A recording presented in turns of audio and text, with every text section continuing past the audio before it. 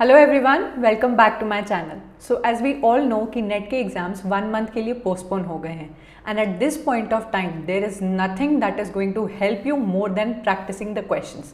So here I am with a miscellaneous question series which is not only having the questions and the answers but also short explanations of the concepts. So this is going to help you at this point of time जब आप revise कर रहे हैं to brush up the concepts and also you may also know about new concepts जो आपसे miss हो गए हों. So without wasting any further time, let's get started.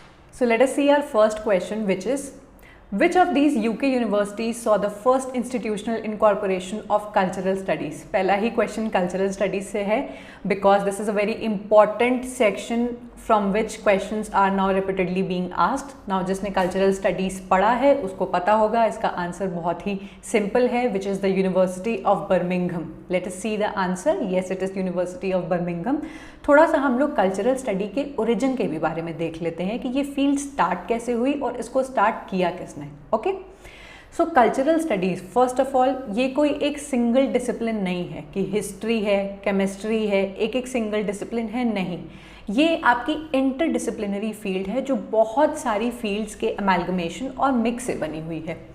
So this field was initially developed by the British Marxist. अब हमारे Marxist कौन थे? Marxist were a group of people जो इंडस्ट्रियल रेवोल्यूशन के आने के बाद डेवलप हो गए थे एंड उनका बेसिक जो ऑब्जेक्ट था स्टडी का वो था द क्लास स्ट्रक्चर, सोसाइटी का स्ट्रक्चर एंड कैसे हमारी इंडस्ट्रियलाइजेशन और कैपिटलाइजेशन वर्किंग क्लास सोसाइटी को इफ़ेक्ट कर रहे हैं, इसकी स्टडी करना.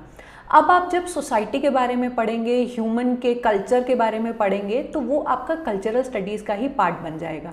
तब तक cultural studies as a field नहीं आई थी लेकिन एक थ्योरी सबके दिमाग में आ चुकी थी. सो यू कैन सी कि British Marxist academics in the 1950s, 60s and 70s इन्होंने इस चीज़ को डेवलप किया and then it was transformed by different scholars and disciplines around the world. Okay, but हमारी जो कल्चरल स्टडी की फील्ड है, academic field है, वो इनिशियली स्टार्ट किसने की? It was started by Richard Hoggart. ये एक प्रोफेसर हैं जिन्होंने इस फील्ड को स्टार्ट किया. इन्होंने एक टर्म यूज़ किया था कल्चरल स्टडीज़ अपने एक लेक्चर में while he was giving a lecture at a university and since then cultural studies as a field develop हो गई. इन्होंने बहुत सारा कंट्रीब्यूट किया है अपने वर्क्स के थ्रू इस फील्ड को लेके and he also inaugurated and formed this centre, Birmingham Centre for Contemporary Cultural Studies, inaugurated in 1964. So you have to remember this name. इनका एक काम है यूजेस ऑफ लिटरेसी जो कि कल्चरल स्टडीज़ का ही काम है, which is very important. And after this forming of this centre बहुत सारे थ्योरिस्ट्स इसमें आ गए थे. Stuart Hall, E.P. Thompson, Raymond Williams, ये सब हमारे कल्चरल स्टडीज़ का पार्ट है. So through because of him हमारी Birmingham Center for Cultural Studies came into existence and also as a field. Okay, the center would become home to development of the intellectual orientation that has become known internationally as the Birmingham School. ये world का पहला institution था to become the home for cultural studies. इस university के बाद से ही आपकी कल्चरल स्टडी वॉज प्रोपगेटेड और it become famous. Okay, so let us see our next question. Which two of the following are works by I.A. Richards? Cultural study के तुरंत बाद आ गई हमारी literary theory. Now I.A. Richards, अगर आपने literary theory पढ़ी है, he is also a very big name in the field of new criticism जो हमारी लिटरेरी थ्योरी के अंदर आती हैं. So your answer is the science of poetry and the philosophy of rhetoric. Now अगर आपने I.A. Richards के background के बारे में थोड़ा सा भी पढ़ा है तो you must be knowing that he was a rhetorician who studied about poetry and its form. इसीलिए वो न्यू क्रिटिसिज्म का एक पार्ट है. Let us see something about him. So I.A. Richards was an English educator, a literary critic, a poet and rhetorician. अब rhetorician word से आप क्या समझते हैं और what do you know about the field of rhetorics? जैसे हम लोग एक टेक्स्ट में लिटरेरी फिगर्स को पढ़ते हैं, मेटाफर, सिमिली, पर्सोनिफिकेशन, ये सब हमारे लैंग्वेज को मोर ब्यूटिफुल बनाते हैं. They make it look attractive and it looks ornamental. Okay, so rhetorics is the study of those literary devices and how it helps to make your language more attractive and beautiful. Okay, so I.A. Richards rhetorician थे जो language के form को, literary devices को बहुत closely study करते थे, and thus he belong to the field of new criticism. New criticism was a shift from our old criticism. आपको पता ही होगा कि हमारे ओल्ड क्रिटिक्स किसी भी वर्क को एनालाइज करते थे तो ऑथर की बायोग्राफिकल, हिस्टोरिकल डिटेल्स को ध्यान में रखते हुए करते थे कि वो इस टाइम पे रहने वाला इंसान था तो उसने इस कॉन्टेक्स्ट में इसको लिखा होगा. हमारे न्यू क्रिटिक्स इस बात को बिल्कुल नहीं मानते थे, एंड दे बिलीव्ड कि analysing of a particular text should be emphasised with the points of close reading of the literary text, especially the poetry.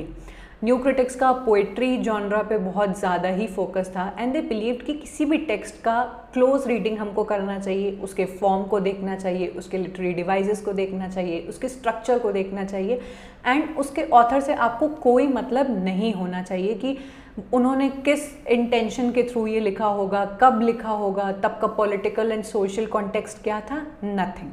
Okay. I.A. Richards is a very big name in the field of practical criticism, क्योंकि ये पहले इंसान थे जिन्होंने practical criticism की field को जन्म दिया. कैसे? ही वॉज अ प्रोफेसर, एंड इन्होंने अपने कुछ स्टूडेंट्स को कुछ पोएम्स दी और कहा कि इसको अगले दिन इसकी एनालिसिस करके लेके आना. When the next day his students brought all those analysis, तो इन्होंने उसकी एक रिपोर्ट बनाई जिसके थ्रू इन्होंने बताया कि this is known as practical criticism, कि आप किसी भी पर्टिकुलर टेक्स्ट को या लिटरेरी वर्क को उठाते हैं, उसको रीड करते हैं, उसको एनालाइज करते हैं और इंटरप्रेट करते हैं without knowing about the author. आप जब ऑथर की डिटेल्स को बिल्कुल भी कंसिडर नहीं करते हैं, that is the time when you are actually able to criticize and evaluate the text irrespective of any of the background details. तो ये हमारे न्यू क्रिटिक्स का मानना था. Here I have enclosed in front of you all the important works of I.A. Richards along with the years. This is very important from net point of view, so आप please इसका एक note बना लेना. Okay? Moving on to our next question. Arrange the following groups of poets in their chronological sequence in relation to English literary history. Now ये question है हमारा literary movement का. Okay? तो आपको इन सारे sections में से देख के बताना है कि कौन सा पहले आया एंड कौन सा बाद में आया. सो अगर आप ध्यान से इनको देखोगे तो सबसे पहले तो आपको पता चल जाएगा कि कैवेलियर पोएट्स हमारे सबसे पहले आए थे, एंड देन उसके बाद हमारे आ जाते हैं लेक पोएट्स, एंड देन उसके बाद हमारे आते हैं the imagist, and then the movement poets. अब ये जो ग्रुप था उसमें क्या क्या था, let us see. First we'll see the answer. Are we right? Okay. So your first answer is B, that is cavalier poets, then your lake poets, then your imagist poets, and then your movement poets. Okay. So let us see something about them also. सबसे पहले आते हैं हमारे cavalier poets. ये हमारे 17th century के poet थे जो किंग चार्ल्स वन को सपोर्ट करते थे, जिनको एग्जीक्यूट कर दिया गया था आफ्टर द सिविल वॉर. अभी हम लोग हिस्ट्री में ज़्यादा नहीं जाएंगे, we'll just go on to the details. He is best known, sorry, the best known of the Cavalier poets are Thomas Carew, Richard Lovelace, Sir John Suckling and Robert Herrick. Now ये चारों बहुत important names है आपके cavalier poets में, जिसमें there is a small catch. आपके जो Robert Herrick थे वो कोटियर नहीं थे, दैट मीन्स कैवेलियर पोएट नहीं थे, बट क्योंकि वो इनकी स्टाइल में ही लिखते थे, so he was considered a part of your cavalier poets. Okay. One thing that I missed on is इन सारे पोएट्स को कोटियर्स कहा जाता था, बिकॉज वो लोग किंग से और उनके बहुत कॉन्टैक्ट में रहते थे, तो इसीलिए they were known by the name of courtiers. Okay. अब जो कैवेलियर पोएट थे उनकी पोएट्री की थोड़ी सी हम लोग फीचर्स देख लेते हैं. I will vanish my self. Cavalier poetry is straight forward yet refined. Their poems centered around sensual romantic love and also the idea of carpe diem, which means seize the day. अब हमारे जो cavalier poets थे वो बहुत ही straightforward और refined poetry लिखते थे, एंड उनकी पोएट्री जो थी it was focused on sensual मतलब लव के बारे में लिखना. Their poetry was sensual, romantic and carpe diem के आइडिया के ऊपर लिखते थे. कार्पेडियम का मतलब होता है सीज द डे, की अगला दिन किसने देखा है, और जो बात करनी है अभी की करो। ओके, तो उनकी जो पोइट्री थी was very straight forward and refined. Cavalier poet believe करते थे अपनी लाइफ को इन्जॉय करने में। ओके, कल की किसने सोची है, आज जो है उसको इन्जॉय कर लो। And they use to believe कि मॉरल कोड्स से बहुत ज़्यादा इंपॉर्टेंट है enjoyment. Okay, they were also known as the royalist. अब ये मॉरल कोड यहाँ पे क्यों आता है, let me give you a short background also. जो हमारे कैवेलियर पोएट्स थे वो मेटाफिजिकल पोएट्री को बहुत अपोज करते थे। हमारी मेटाफिजिकल पोइट्री में बहुत सारी इमेजेस एंड कंसीट्स यूज़ किए जाते हैं and they also talk about love, sensuous and pleasure, वो भी बात करते थे, लेकिन एक कायदे में रह के, यू कैन से। उनकी जो पोइट्री का थीम होता था वो ज़्यादातर रिलीजियस होता था। तो हमारे जो कैवेलियर पोइट्स थे उनको अपोज करते थे और इनका मानना था कि they just want to write anything about sensuality, romantic love, about the current situation, about today, and hence they were known as royalist. Royal इंसान यू नो कल की चिंता नहीं करता है और बहुत ज़्यादा अपनी फीलिंग्स के ऊपर प्रधानता देता है and so on. So hence our cavalier poets. Next up we have lake poets. Lake poets सबको पता है कि हमारे were a group of romantic poets. They were prevalent in the 19th century. इनका नाम लेक पोएट्स पड़ा कैसे, let us see. The lake poets were a group of English poets who all lived and wrote in the lake district of England. One thing I want to tell you over है कि lake poets एक group of writers था जो एक कमरे में बैठ के ग्रुप बना के नहीं लिखते थे क्योंकि वो लोग लेक डिस्ट्रिक्ट में एक साथ रहते थे, ऐसा नहीं था। This name was given to them by Francis Jeffrey, यहाँ पे लिखा हुआ है this name was given to them by Francis Jeffrey. और किस रिव्यू में, किस जर्नल में, एडिनबर्ग रिव्यू में इनको लेक पोएट्स के नाम से टर्म किया गया था। ओके, सो इसके main figures of course you know is William Wordsworth, Samuel Taylor Coleridge and Robert Southey. Now हमारे जो लेक पोएट्स थे सिर्फ ये 3 नहीं थे, आगे जाके जो राइटर्स हुए जिन्होंने इनको इमिटेट किया और इनकी राइटिंग स्टाइल पे लिखा वो भी एक तरीके से लेक पोएट्स का पार्ट ही बन गए। And it was due to the works of the poets like Wordsworth that the lake District became well known and defined as it is today. सबको पता है कि हमारी रोमांटिसिज्म एंड हमारे लेक पोएट्री का जो ग्रुप है या जो टर्म है it became famous because of the writings of William Wordsworth. Okay, let's move forward. Next up we have imagist poetry. Imagism का भी एक मूवमेंट आया था। Imagism was a movement in early 20th century जो एक Anglo American poetry का group था जो फेवर करते थे इमेजरी को, जो कि क्लियर है और शार्प लैंग्वेज का यूज़ किया जाता है। Now one thing I want to tell you कि जस्ट आफ्टर रोमांटिक पोएट्री हमारे ये इमेजिस्ट पोएट्स आते हैं जो कि रोमांटिक और विक्टोरियन स्टाइल को बहुत अपोज करते हैं। ऐसा क्यों?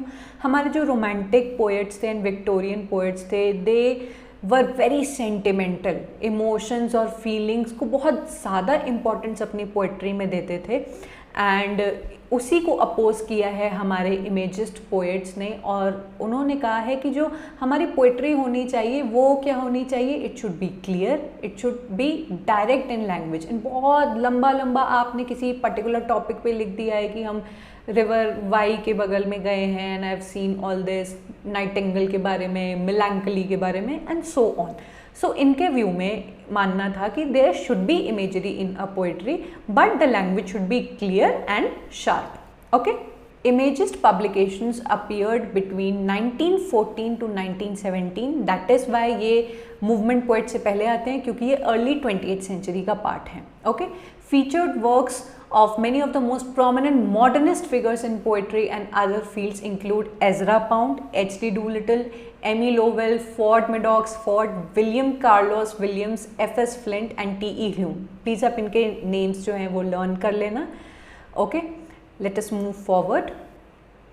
Next up and last we have the movement poets. Just after your imagist poets come your movement poets जो आपके you can say कि 1950s मतलब late 20th century का एक पार्ट बनते हैं। This term was coined by a J.D. Scott। इसके group of writers आपके Philip Larkin, Kingsley Amis and all these writers, you can see the names. अब हम लोग थोड़ा सा मूवमेंट पोएट के बारे में देख लेते हैं। First thing which is very important कि ये एसेंशियली इंग्लिश इन कैरेक्टर था। इंग्लिश इन कैरेक्टर मतलब अलग अलग एथनिसिटी के लोग इसका पार्ट नहीं थे। यूके के जो इंग्लिश ओरिजिनलिटी के पीपल थे वही इस ग्रुप का पार्ट थे। ओके अब ये क्या बिलीव करते थे, ये भी इमेजिस्ट पोएट्स की ही तरह थे, बट उनसे थोड़ा और ज़्यादा मॉडर्न सोचते थे। इनका ये मानना था कि poetry should not be like a puzzle with symbols and images. आप इस बात को ध्यान दीजिएगा कि romantic, Victorian and also in modernist poetry में आपको एक्सेस अमाउंट में सिंबल देखने को मिलता है, इमेजेस देखने को मिलते हैं। ऐसे इमेजरी को ऑथर्स यूज़ करते हैं जिसको समझना, जिसके रेफरेंस को समझना हम रीडर्स के लिए बहुत मुश्किल हो जाता है।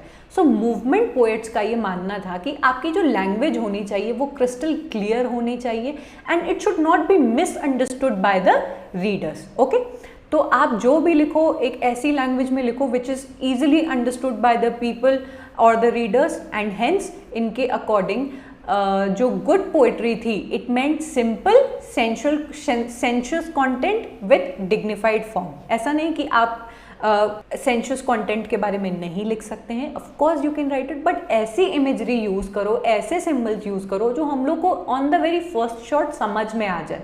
Okay let's move further. Next we have, which of the following is the correct sequence of stages in empirical research? Now you must be able to see कि in this I have 10 questions in this series. Her 10 sections जो आपके paper के हैं उसके questions I have involved in it कि आपको एक overall brushing up of the concepts मिले। Let us see. We have empirical research. आपको सबसे पहले तो पता होना चाहिए टाइप्स ऑफ रिसर्च के बारे में। हमारी empirical research is a type of scientific research only जो अपने डेटा का कलेक्शन करती है, एनालिसिस करती है, कंक्लूजन निकालती है just on the basis of experiment. हवा में कोई हाइपोथेसिस बना के नहीं करती है, वो एक्सपेरिमेंट करती है किसी भी चीज़ को एंड देन उसका एक रिजल्ट देती है। लेट अस सी। तो आपको करेक्ट सीक्वेंस बताना है। डेटा कलेक्शन आप पहले करोगे कि पहले हाइपोथेसिस आएगी, वैलिडेशन आएगी, फाइंडिंग्स आएंगी कि एनालिसिस आएंगी। I have steps in front of you, हम लोग उसको देख लेते हैं। Your answer for this is, सबसे पहले आती है आपकी हाइपोथेसिस, देन आता है आपका data collection, then you have your analysis. जब आप ये दोनों कर लोगे, डेटा कलेक्ट कर लोगे, तभी आप अपने डेटा का एनालिसिस करोगे। देन आपका आता है वैलिडेशन। आप देखते हो कि आपने जो फाइंडिंग की है वो वैलिड है भी या नहीं, एंड देन आपका लास्टली आ जाता है findings, that is presentation of your reports. Late us see something about this. Empirical research is defined as any research where conclusions of the study is strictly drawn from concretely empirical evidence and therefore verifiable evidence. As I said earlier कि ये जो आपकी part of research होती है ये हवा में नहीं होती है। You experiment it, you analyze it, then you interpret it, तभी आप किसी end result पर पहुँच पाते हैं। Okay? I also have the steps in front of you. So आपके steps क्या हैं for conducting empirical research? अब किसी भी research को अगर आप कर रहे हैं तो सबसे पहला स्टेप होता ही है आपका, ये हर रिसर्च का होता है कि रिसर्च क्वेश्चन फॉर्मुलेट करना। मतलब आपके दिमाग में एक ऐसा स्टेटमेंट, एक ऐसा कॉन्सेप्ट जिसके बारे में आप फाइंड करना चाहते हैं और जिसको आप टेस्ट करना चाहते हैं। So your first one is your research question. Then उस क्वेश्चन को अपने दिमाग में फॉर्म करने के बाद आता है आपका लिटरेचर रिव्यू। उस पर्टिकुलर टॉपिक के बारे में आप बहुत सारी रिसर्च करेंगे कि कहीं इस टॉपिक पे पहले भी रिसर्च तो नहीं की गई है, इज़ माई कॉन्सेप्ट न्यू, और अगर न्यू है तो उसके बारे में आप बहुत कुछ जानने की कोशिश करेंगे। वो करने के बाद आप आते हैं एक formulation of tentative statement. Tentative statement को हम लोग बोलते हैं क्रिएशन ऑफ हाइपोथेसिस ऑल्सो। एक ऐसा स्टेटमेंट आप डेटा को पढ़ने के बाद सामने रखते हैं विच मे और मे नॉट बी ट्रू। वो आपकी रिसर्च के बाद ट्रू है या फॉल्स है पता लग जाएगा। Okay, then methodology, research design and data collection. जो आपने यहाँ पे स्टेटमेंट बनाया होता है उसके ऊपर आप बहुत सारा डेटा कलेक्ट करते हैं, उसकी डिज़ाइन बनाते हैं, उसको एक मेथड में प्लेस करते हैं, and then comes your data analysis. ये सब करने के बाद आप अपने डेटा को एक अच्छे तरीके से एनालाइज करते हैं एंड देन आप उसका कंक्लूजन निकालते हैं। एनालाइज कर लिया, प्रेजेंट कर लिया आपने, तो उसको वैलिडेट करना या उसका कंक्लूजन निकालना। आपने जब कंक्लूजन निकाल लिया तो आप अपनी रिसर्च को, जो कहते हैं रिसर्च पेपर प्रेजेंट करना, प्रेजेंट भी करोगे। वहाँ पे आपका काम आता है रिपोर्ट राइटिंग का। And one thing I want to tell you over here is कि रिपोर्ट राइटिंग में ही आ जाता है आपका writing style, which is the MLA, APA and Chicago style. ये तीनों आर वेरी इंपॉर्टेंट एंड सबसे ज़्यादा important from this is your MLA styles. After the NTA NET MLA के पोर्शन में से आपके टोटल 9 क्वेश्चंस आए हैं। I have analyse the question paper myself and MLA के पोर्शन से 9 क्वेश्चंस आपके बैक टू बैक हर शिफ्ट में पूछे जाते हैं। सो प्लीज़ मेक श्योर कि आप MLA कॉन्सेप्ट को छोड़ के नहीं जा रहे हैं। Of course I am also planning to make a video on these styles soon. Okay, I hope this question was clear to you.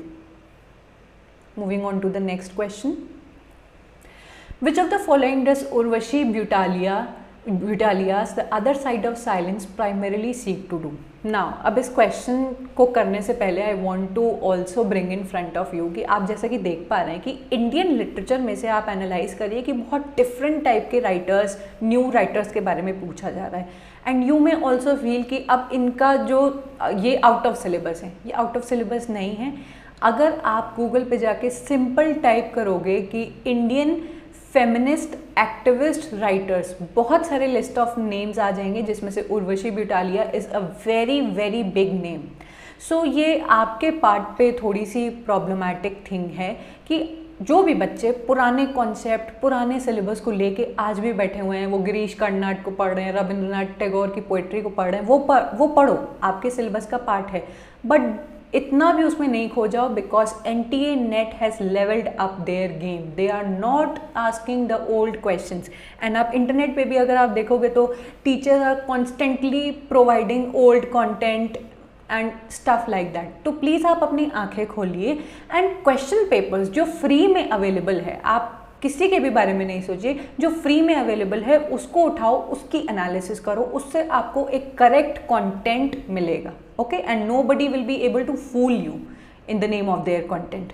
I hope you are able to understand. Okay, so Urvashi Butalia which is a big name, इनकी जो ये book है the other side of silence, primarily उनका topic क्या है? So this novel basically deals about your partition of India and the after effects, the terrorful after effects of उसके क्या partition के क्या इफेक्ट्स थे। Okay, let us see A and B। इनकी जो ये बुक है, as I already gave you a short briefing कि इंडिया के पार्टीशन के बारे में थी, आप देख सकते हो। To understand the partition as something more than a political divide. ठीक है, ये सिर्फ एक पॉलिटिकल डिवाइड नहीं था, इसको एनालाइज करती है and to foreground a personal history of the partition. थोड़ा सा हम लोग इनके डिटेल के बारे में देख लेते हैं। Urvashi Butalia, born 1952, that means she's still alive, is an Indian feminist writer, publisher and activist. As I told you कि गूगल पे जाके सर्च करना इंडियन फेमिनिस्ट एक्टिविस्ट राइटर्स, बहुत सारे नेम्स आपके सामने आ जाएंगे एंड पेपर देने जाने से पहले उनके वर्क्स को थोड़ा बहुत आप देख लेना। Okay, She is known for her work in the women's movement of India as well as for authoring the books like The Other Side of Silence, Voices from the Partition of India and Speaking Peace, Women's Voices from Kashmir। ये इनके बहुत important works हैं, so please आप इनको एक बार देख लेना। The Other Side of Silence was the first major work to expose the personal trauma of the partition of India in 1947. It portrays the individual experiences and the private pain at the heart of this event. जो भी लोगों ने feel किया था partition of India के time पे, जिस भी प्रॉब्लम्स के थ्रू वो लोग गए, तो शी हैज़ एनालाइज्ड, और ये उन्होंने कैसे एनालाइज किया है? शी वेंट थ्रू 70 इंटरव्यूज़ उन लोगों के, those were involve in partition of India. 70 interviews इन्होंने किए थे एंड उसके बाद इन्होंने इस बुक को पब्लिश किया है। तो ये एक रियल कंटेंट बुक है आपके लिए, जो उनके साथ जो कुछ भी हुआ उन्होंने इसमें बताया है। Okay, Furthermore, Butalia reveals how people on the margins of the history, children, women, ordinary people and the lower caste untouchables were affected by this upheaval. Okay, इन सारे people को reach out करके इन्होंने interview लिया और इसके ऊपर book बनाई. The Other Side of Silence won the Oral History Book Association Award in 2001 and Nikkei Asia Prize for the Culture in 2003. Also, it's something which is not written over here. Urvashi Butalia, along with Menon, Aarti Menon, I don't remember the name. Again, she was a feminist activist writer. Along with her, इन्होंने India का first feminist publishing house establish किया है, Urvashi Butalia. And there is one more name, you must go and find this particular thing. और जो वो दूसरी writer I am telling you, आप इनका नेम सर्च करोगे आ जाएगा. She is also very important from your Indian feminist perspective. Okay, so do go and search about that. Moving on to our next question. Metaphor differs from simile in that. Now, आपको लगेगा ये question बहुत easy है, but जब ऐसे questions exam में आते हैं और अगर आप इनके ऑप्शंस को देखेंगे तो उस टाइम पे बहुत कंफ्यूजिंग लगता है. मेटाफर के बारे में सबको पता होगा, सिमिली के बारे में सबको पता होगा, बट ये जो वर्ड्स ये लोग यूज़ करते हैं ना, एक्सप्लिसिट, इम्प्लिसिट, इसका मीनिंग सबको नहीं पता होता है एंड वहाँ पे हो जाती है गलती. सो लेट अस सी कि मेटाफर और सिमिली एक्चुअल में है क्या. Metaphor differs from simile in that a comparison in metaphor is usually implicit whereas in simile it is explicit. Implicit और एक्सप्लिसिट का क्या मीनिंग है, लेट अस सी. सबसे पहले तो सिमिली और मेटाफर दोनों ही दो चीज़ों को कंपेयर करने के काम आते हैं. आप किसी भी दो चीज़ों को कंपेयर करते हो, वहाँ सिमिली भी काम आता है और मेटाफर भी काम आता है. तो फिर आप कहोगे कि what is the difference between the two. The difference is कि जब भी आप दो चीज़ों का कंपैरिजन डायरेक्टली करते हो, इस वर्ड को याद रखिएगा, डायरेक्टली करते हो वहाँ पे सिमिली का यूज़ होता है. एंड जब आप किसी भी दो चीज़ों का कंपैरिजन इनडायरेक्ट करते हो, ठीक है, तब वो मेटाफर आ जाता है. One second, I hope you are able to see. जैसे कि सिमिली के केस में समथिंग इज लाइक और एज समथिंग एल्स. सबसे पहले तो सिमिली जहाँ भी होगा वहाँ पे आपको एक हिंट मिल जाती है कि वर्ड्स आते हैं लाइक और एज. ओके, जहाँ पे भी लाइक और एज दिख जाएगा दो चीज़ों के कंपैरिजन के बीच में, तुरंत समझ जाना कि this is your simile. Here I have written something. Explicit का मतलब होता है something stated clearly and in detail, leaving no room for confusion और डाउट. ठीक है, कोई भी चीज़ लिखी है और डायरेक्टली लिखी है तो उसको बोलते हैं explicit. Next is your metaphor जो है implicit, something not expressed directly. Okay, एक चीज़ जो डायरेक्टली नहीं मेंशन्ड है, वहाँ पे कंपैरिजन किया हुआ है, उसको बोलेंगे हम लोग मेटाफर.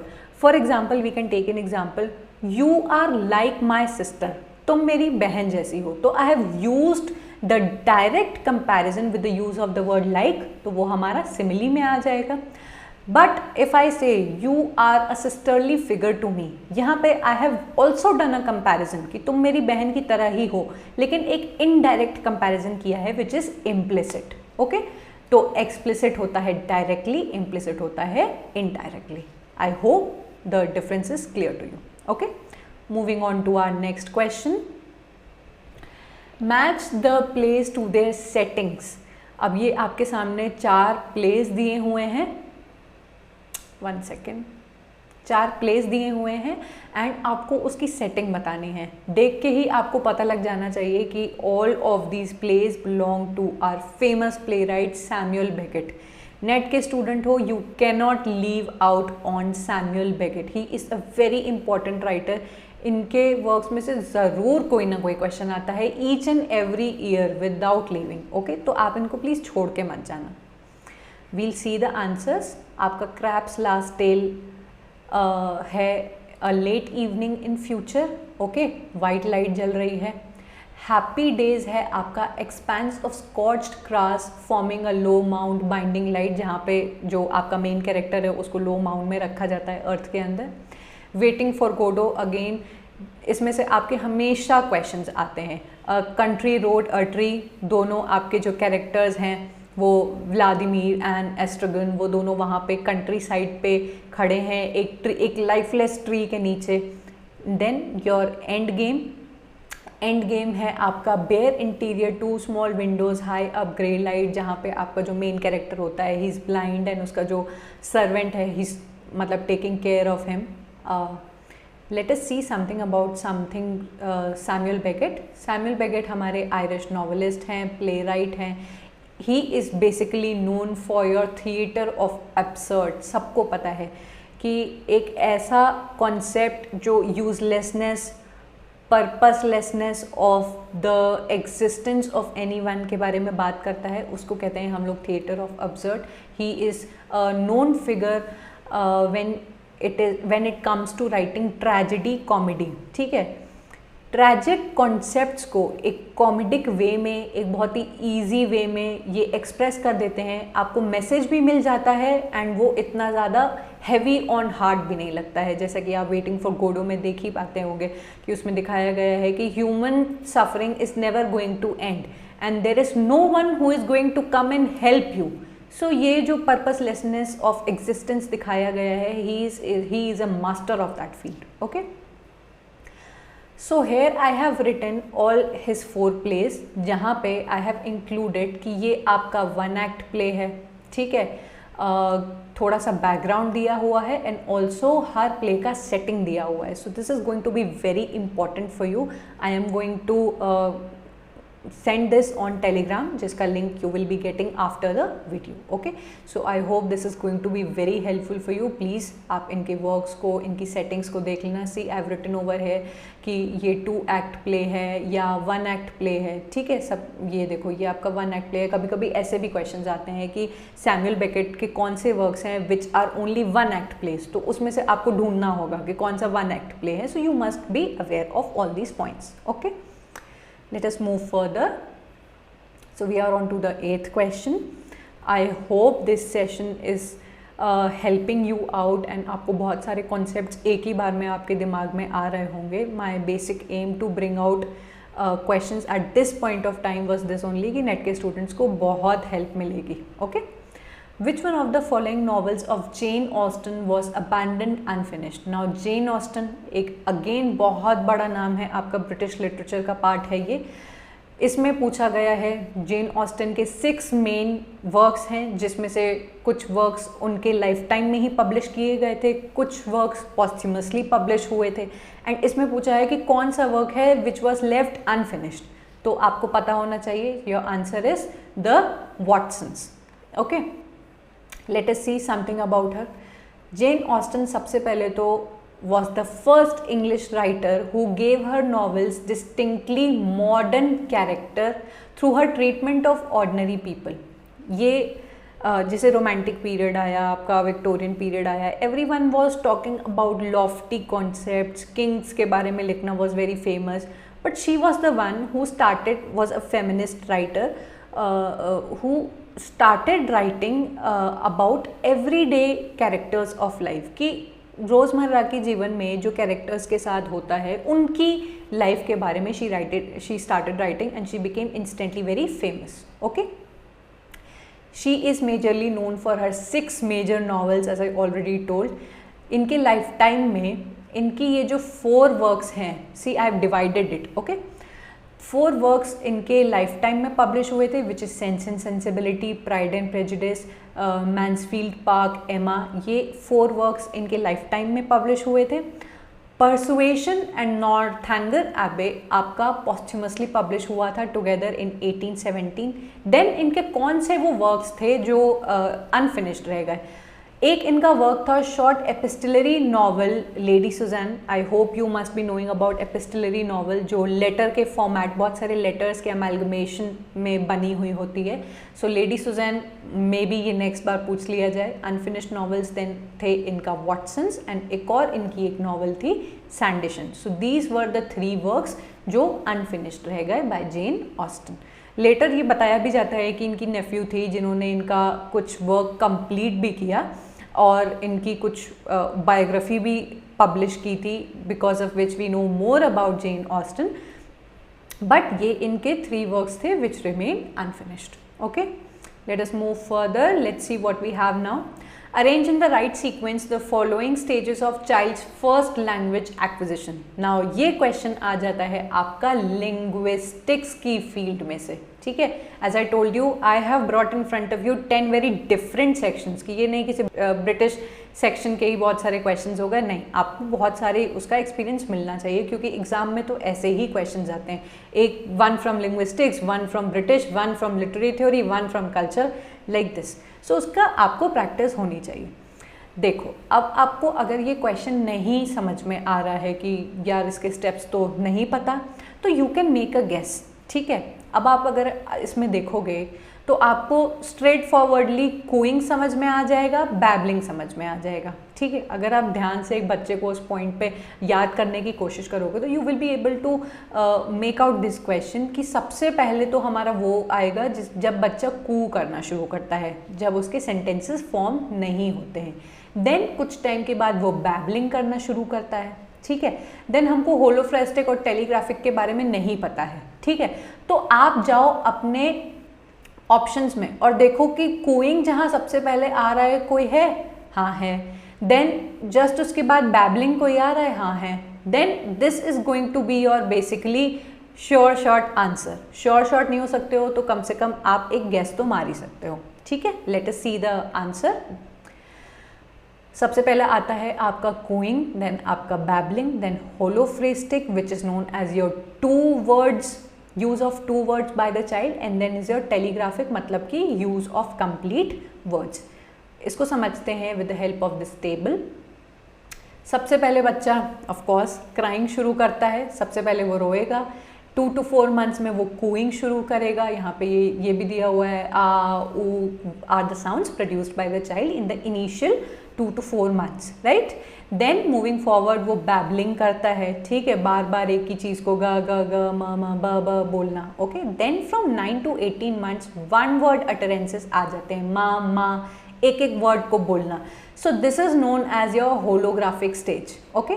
देन कम्स एक शब्द के बोलने के बाद बच्चा 2 शब्द बोलना शुरू करता है, एंड देन उसकी कॉन्टिन्यूस प्रैक्टिस के बाद सुनते सुनते बोलते बोलते वो टेलीग्राफिक स्टेज पे आ जाता है, जहाँ पे वो एक छोटे छोटे सब्जेक्ट वर्ब ऑब्जेक्ट वाले पूरे सेंटेंसेस को बोलना शुरू करता है. मम्मा पानी दो, where you also have a subject, you have a verb, you have a object, ठीक है. So this is the complete stage. I hope these videos are helpful for you and आपको समझ में आ रहा होगा. Coming on to our last question, which of the following statements best describes T.S. Eliot's assertion that Shakespeare's Hamlet is an artistic failure? T.S. Eliot से भी हर बार questions आते हैं, Shakespeare से हर बार questions आते हैं.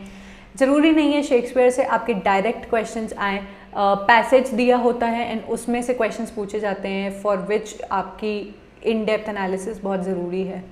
टी.एस. इलियट से ये जो क्वेश्चन है is not from his works, it is from his critical theories. T S. Eliot ने शेक्सपियर के हैमलेट को आर्टिस्टिक फेलियर क्यों बोला है? Now T.S.. इलियट के बहुत सारे क्रिटिकल टर्म्स आते हैं because he also belongs to the field of literary criticism. उसी में से ये पार्ट है. Because Hamlet's emotions is not adequately objectified. एक कॉन्सेप्ट आता है आपका ऑब्जेक्टिव कोरिलेटिव का, जिसके थ्रू टी.एस. इलियट कहते हैं कि कोई भी राइटर है अपने वर्क को अगर वो लिखता है, उसके सीन्स का और उसके आसपास के ऑब्जेक्ट्स का एक प्रॉपर ऑब्जेक्टिफिकेशन किया जाना चाहिए. This is the concept of objective correlative. Let us see. We have already seen the answer. Okay, so it is done 2 times. I apologize for that. Coming on to T.S. Eliot as a critic. T.S. Eliot हमारे 20th century के one of the greatest critics थे. His criticism marks a complete break from 19th century tradition and gives a new direction to literary criticism. सबको पता है कि new literary criticism की जो field I which focused completely on the text and not the writer, एक तरीके से इन्होंने ही उस चीज़ को start किया जहाँ पे इन्होंने for the first time इन्होंने and मैथ्यू आर्नल्ड ने बोला था कि the author should have a distance from its text. वो उसको लिखे लेकिन उसमें इस तरीके से पूरा खो ना जाए कि वो बिल्कुल भी डिफरेंट ना लगे. It should the author and it's work both are two different things. Okay, so new literary criticism को इन्होंने स्टार्ट किया एक तरीके से, and he made a shift from old literary criticism जहाँ पे ऑथर को, आई हैव ऑलरेडी डिस्कस्ड, बहुत ज़्यादा इंपॉर्टेंस दी जाती थी. His 4 major concepts: objective correlative, dissociation of sensibility, unification of sensibility and theory of impersonality. ये इनके 4 क्रिटिकल कॉन्सेप्ट्स हैं जिसमें से कभी ना कभी कोई ना कोई ज़रूर पूछा जाता है, either by the use of an example और by the use of such questions. तो हम लोग एक बार देख लेते हैं कि ऑब्जेक्टिव कोरिलेटिव है क्या. By the way, I have also made a very good animated reel on this, sorry not reel, a short on objective correlative. बहुत अच्छे से animation का use करके I have explained this. So if you want to watch that, of course you can go and watch this. The phrase objective correlative was first used by Eliot in his essay Hamlet and His Problems. It is not written over here. The phrase was used to describe a set of objects, a situation, a chain of events which shall be the formula of the particular emotion. इनका इस line से कहने का मतलब है कि अगर आप किसी सीन को शो करना चाहते हो तो उससे जो रिलेटेड आपके ऑब्जेक्ट्स हैं वो मैच करने चाहिए. फॉर एग्जाम्पल दैट मूवी, 3 दोस्त वाली जो मूवी थी, 3 इडियट्स वाली जो आपकी मूवी थी, जब राजू के घर में वो दोनों जाते थे, तो जो पॉवर्टी का सीन दिखाया गया है कि ब्लैक एंड वाइट सीन है, बाप बीमार है, माँ गंदी साड़ी पहन के बैठी है, छत में से पानी टपक रहा है, the sister is sitting idle waiting to get married and all such stuff. तो आपको इमीडिएटली एक पॉवर्टी स्ट्रिकन इन्वायरमेंट आपके माइंड में आ जाता है, चाहे किसी ने बोला चाहे नहीं बोला कि दे वर लिविंग इन पॉवर्टी. तो यही आपके टी.एस. इलियट कहते हैं कि अगर किसी राइटर को कोई सीन शो करना है तो वो जस्टिफाइड होना चाहिए with the use of correct situation and objects. अब हैमलेट को इन्होंने आर्टिस्टिक फेलियर इसलिए किया है बिकॉज हैमलेट की जो ओवरवेलमिंग फीलिंग्स थी, इनके अकॉर्डिंग शेक्सपियर उसको ठीक तरीके से पोर्ट्रे नहीं कर पाए. Whereas he has also said that Macbeth was an artistic success, क्योंकि लेडी मैकबेथ के जो हॉरर सीन्स थे उनको वो अपैरेशन दिखने लगा था, दैट नाइफ, हाथों में खून दिखने लगा था, वो नींद में चलने लगी थी, उनको हाथों में, एज आई ऑलरेडी सेड, मतलब ऐसे जो सीन्स को प्रेडिक्ट किया गया, तो उससे एग्जैक्टली हम लोग को उनकी एंजाइटी और हॉरर का एक पिक्चर मिल जाता है, इवन जब डायलॉग्स को नहीं यूज़ किया गया है तब भी. This concept is known as your objective correlative, जो टी.एस. इलियट बोलना चाहते हैं. Okay, that's it. We are at the end of the slide. I hope all the 10 questions were insightful and helpful for you. I basically did this effort because एक ही महीना बचा है, and at this point of time it is very important for a net aspirant कि questions मिले, उनके explanations मिले, so that आपके जो concepts है वो revise हो जाएं या new concepts पता लग जाएं. So if you like the efforts, do like and subscribe to the channel, and if you want to see more such content, then you can comment down below so that I may prepare more such content and bring in front of you within the span of 1 month, which is very crucial for net aspirants. So that's it guys. I hope you liked my efforts and the video. So thank you.